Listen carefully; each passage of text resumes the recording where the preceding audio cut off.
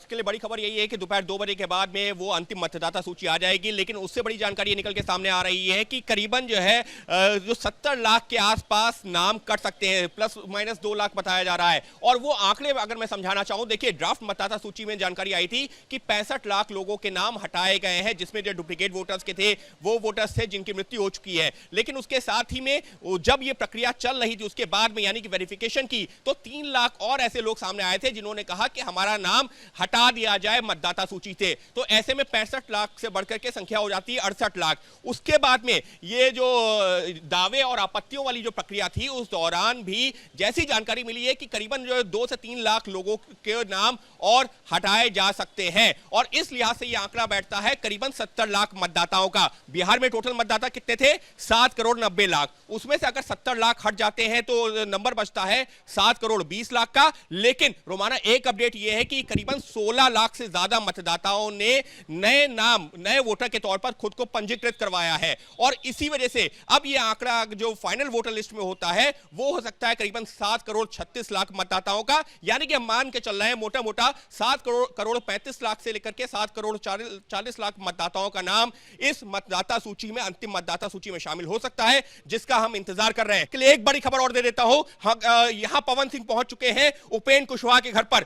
पवन सिंह की उपेंद्र कुशवाहा से मुलाकात हो रही है, वो जानकारी भी अपने दर्शकों को दे देते हैं और तस्वीरें भी कोशिश कर देंगे, दिखा देते हैं।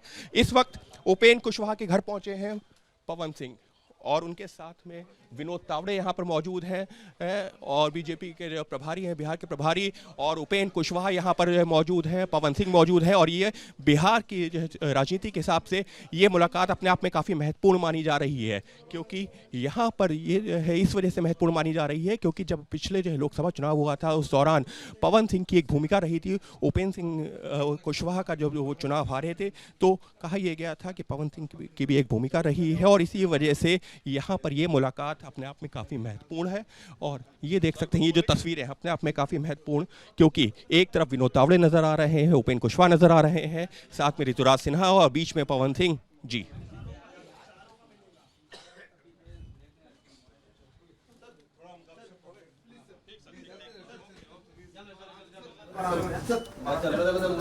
बाहर आ रहे देखिए ये जो चुनाव आयोग की तरफ से हम लगातार जो जानकारी देते रहे, चुनाव आयोग से भी हमने आधिकारिक जानकारी मांगी है। चुनाव आयोग ने साफ तौर पर कहा है कि आधार एक दस्तावेज के तौर पर स्वीकार जरूर किया जा रहा है, लेकिन आधार के नाम पर वोटर लिस्ट में नाम नहीं जोड़ा जाएगा। सिर्फ आधार के नाम पर वोटर लिस्ट में नाम नहीं जोड़ा जाएगा, क्योंकि खुद आधार एक्ट कहता है और सुप्रीम कोर्ट ने भी कहा है कि आधार सिर्फ एक पहचान का आधार है। उसके आधार पर आप अपने फॉर्म जमा कर सकते हैं, आप एक सपोर्टिंग डॉक्यूमेंट के तौर पर दे सकते हैं। लेकिन अगर कोई भी व्यक्ति यह कहता था कि मेरा नाम मेरे पास आधार है, इस आधार पर वोटर लिस्ट में जुड़ जाए, तो वो नहीं होगा। और इसी वजह से आज जो फाइनल मतदाता सूची आएगी, अगर किसी व्यक्ति ने सिर्फ आधार के आधार पर कहा है कि मेरा नाम होना चाहिए, तो उसको भी वहां पर वेरिफिकेशन हुआ होगा। रोमाना ऐसा नहीं है कि उसके आधार पर नाम जो बिल्कुल रिजेक्ट किया जाएगा।